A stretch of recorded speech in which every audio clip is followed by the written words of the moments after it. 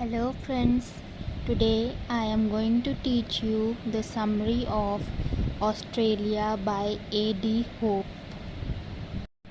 Here the first stanza is: a nation of trees, drab green and desolate grey, in the field uniform of modern wars, darken her hills those endless outstretched paws of sphinx demolished or stone lion borne away. Here the poet is talking about the Australia's landscape. The poet is saying that Australia is a country of trees, and he is describing Australia's uh, landscape as dull and lifeless, and in the field uniform of modern wars. The poet is saying that in modern wars the soldiers are wearing uniforms which are also dull military uniforms, and the scene is appearing dark, harsh, and lacking vitality. Darken her hills those endless outstretched paws. Here the poet is talking about the hills. The hills are widely outstretched, and here the poet is talking about the sphinx. Sphinx is the animal who has the head of the human being and the body of the lion. So he is talking about the sphinx, the animal, and the sphinx denotes the history of Australia and ancient history of Australia. And here poet is continuously talking about the worn out landscape of Australia. They call her a young country, but they lie. She is the last of lands, the emptiest. A woman beyond her change of life, a breast still tender, but within the womb is dry. Here the poet is trying to explain that though people think that Australia is a young country, but Australia is a very ancient landmass on earth, just like all other countries. Australia is also very ancient landmass, and she in the other line, she is the last of lands, the emptiest. Here the last of lands signifies that Australia is the last continent to be explored and settled by Europeans, while the emptiest symbolizes that though it is the last continent, but the population here is very sparse and less. A woman beyond her change of life, a breast.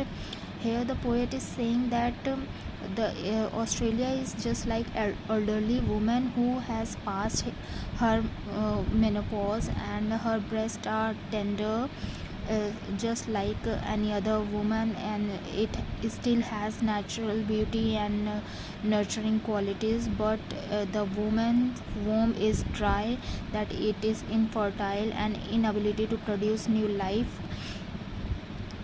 Here this metaphor suggests that Australia is old and Australia is now exhausted and less of the fertile, like other than less of the fertile as compared to other continents. Without songs, architecture, history, the emotions and superstitions of young lands, her rivers of water drown among inland sands, the river of her immense stupidity. Here the poet is saying that Australia is without songs and culture, architecture, literature, myth, and there is no historical tradition, and there is no long tradition of all the monuments and all. And the poet is saying that according to poet, the country does not possess emotional richness and Asian beliefs found in older civilization like other continents, not young. And the poet is saying her rivers of water drawn among the inland sands. Here the poet is trying to say that the rivers which are flowing in Australia are disappear into deserts. So half of the Australia is covered in desert, so the poet is saying that those rivers also disappear in desert, and the natural beauty all of this does not has uh, this natural feature becomes a symbol of wastage energy and unrealized potential. The phrase river of her immense stupidity is a harsh criticism of Australia's intellectual and cultural emptiness. Here, although this criticism is exaggerated, who believe that Australia has not developed a deep cultural identity during this time. Floods her monotonous tribe of cairns to Perth. In them at last the ultimate men arrive, whose boast is not we live but we survive, a type who will inhabit the dying earth. In this stanza, the poet is saying that, talking about the people of Australia, he is saying that these Australian people, these Australians are very practical and ordinary people. They are very monotonous. Monotonous means living alike, same life. By all through the ages they are living the same life, nothing is changed, and living in a harsh environment. They are focused upon the survival rather than luxury and artistic achievement. And here the poet is saying that Australians are ultimate men. They have adapted through the difficult conditions, and their greatest achievement is not living comfortably, but they are focused on living surviving against the nature which the Australia has, the desert, the, the deserted nature. And Eddie Hope imagines that such resilient people may be capable of surviving of the further harshness that the earth will give. And in this stanza he admires the endurance and adaptability of Australian despite the country's severe climate. And her 5 cities, like 5 teeming souls, each drains her, a vast parasite robber state where second-hand Europeans pollutate timidly on the edge of alien shores. Here in this stanza the poet is saying that Hope sharply criticizes the Australia's major cities. He compares those cities like the people here are feeding on Australia's resources and they are not contributing towards development and Australia's true character. They are feeding on the resources that Australia has. And in the other lines the poet is saying, calling the Australia's European settlers as second-hand Europeans. Those people who came from Europe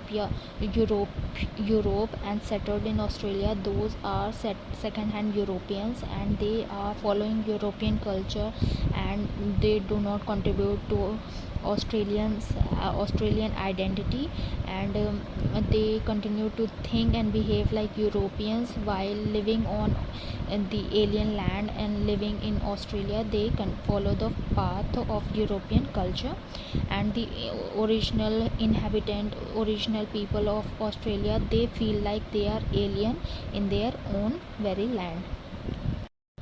Yet there are some like me turn gladly home from the lush jungle of modern thought to find the Arabian desert of the human mind, hoping if still from the deserts the prophets come. Here in this stanza the poet is saying that now he is giving another contradictory statement, that he is talking about Australia's significance, and after criticizing Australia, here the poet has changed his tone. Now he is saying that he admits that he himself gladly returns to Australia because of its significance. Australia has something valuable, and he contrasts Australia with other countries. Like other countries are so crowded and confusing, and Australia's vast desert and silence, simplicity, spiritual reflection.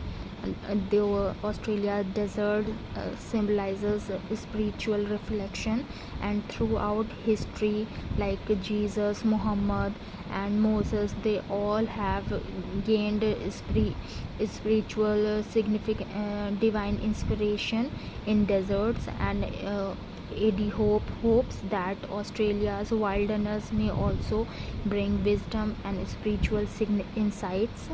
And he concludes that Australia's raw and untamed nature may offer authentic understanding of life than the complicated society of Europe. Such savage and scarlet has no green hills. There springs in that waste some spirit which escape the learned doubt, the shatter of cultured apes, which is called civilization over there. Here, in the final stanza, the poet praises Australia's unique natural spirit. The poet says that country's wild deserts and vivid landscapes possess a powerful beauty. Unlike the gentle green hills of Europe, the poet believes that Australia's wilderness contains a spiritual energy, escapes the endless doubts, arguments, and artificial sophistication of Europe. And here the poet sarcastically says that the Europeans are civilized people as cultured apes, and suggesting they have material progress and intellectual pride, and they are not wiser. And here the poet concludes with saying that Australia has a raw and untamed nature, and Australia offers authentic understanding rather than complicated society of Europe. So guys, this was it, and you can have the access of this PDF by this link. You can select this link and have access of this PDF. And do follow, like, share and subscribe to my channel. I hope you like this summary, and thank you so much for watching till the very end. Thank you.